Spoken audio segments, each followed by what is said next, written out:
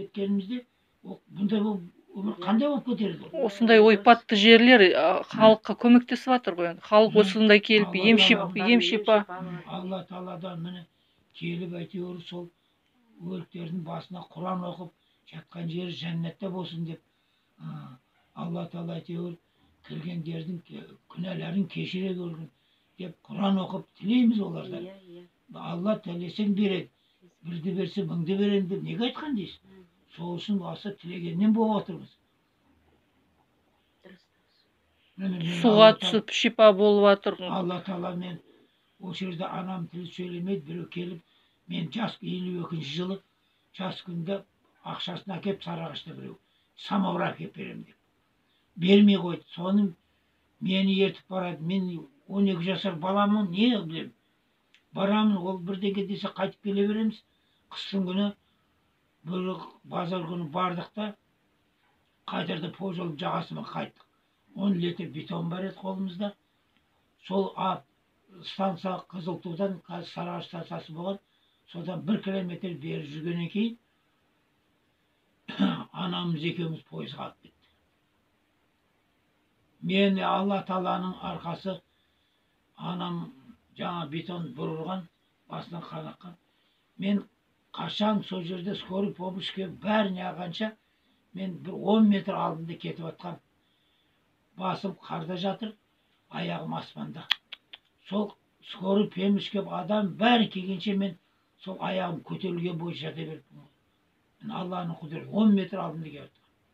Кейін Аллаға барсам, анам бұлай отырып, балдар соғылып. Бұны кейін мына жерінен қан ағызынан басынан бит тигенде қасынан балық тамшылады. Соны мен больницаға бермей, пойызға салып үйге келдім ғой. Осы жерге алып келдіңіз. Аны ауылға келдім де, сонда тағаларымыз, бұл жақта жүрсің? Жоқ, бізді Сарыағаштан өткенде 1 километр бер жерде бізді пойыз қағып кетті. Соны енді скорый помощьке әкетейін деп еді. Мен тұрып бір қарасам, скорый помощьтар адамдар әкетейін деп жатыр екен.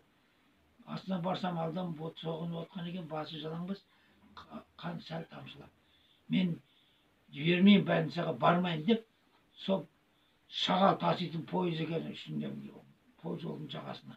Ең ақарысында қарауыл отырады екен, соған салып, сол Сарыағаштан 52 Ердеуіт ауылына дейін алып келдім ғой. Сөйтіп 4 дөңгелек әкеп, тәуіптерге докторлар көрсетіп, 1 айдан кейін жан басы езілген деді, басып кетеді деді. 1 айдан кейін анам басып кетті. Мен бір жерін тыққамаймен өйтіп. Басым төгіліп, гәске қарап жатыр. Аман қалдыңыз сөйтіп. Алланың арқасы. Болмаса сол пойыздан адам қала ма? Bir жері кесілмей, таш қала ма? Сонда хикмет болды Алланың. Алла Тағала сөйтіп 50-жылдан 75-ші жылға бірге өмір сүрдік. Мен сол үшін осы жерге келіп, күніге қатынас істеп жаттым. Мен Алла Тағала айтқан, жәннат ата-ананың табан астында, ата-ана ұрса мен ырзам деп. Алланың сөзі, атаның сөзі, атаның сөзі, Алланың сөзі. Бұл ата-ананы құрметтеген адам қорғамайды деген.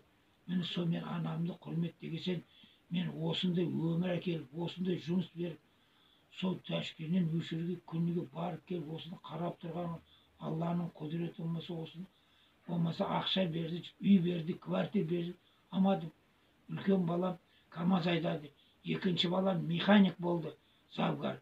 Келін техно инженер болды, үлкен қызым бухгалтер болды, кішкене қызым завшылар болды, бәрін сол завод істеді. Өзінің пойызы бар, алтын әкеп тастайды, азанды алтап кетеді. Мен жаңа машинамен келем, отын әкеп сатам 50 сомға. Ана вагондарды шашып бұзады, оны істетпейді, шегесі станок бұзады деп, жаңа тақта істеді. Оның бәрін артып, 40 білен ақындар апарып төгеді. О төккенше мен ақшаға салып аламын да әкеп сатып кетем 50 сом пұлға. Үй квартира ал дейді, квартираға алып оны тәшвіш қылып не қылам деді мен. Екі базышыларын ұстасаң біреуінен айырыласың дейді ғой. Оны екі жақта мұнанды алып, үйді алып үйтем дегенмен, біреуді қарамасаң екеуді қарай алмайсың. Бәрін оның ауыртпашылығы басқасы болады.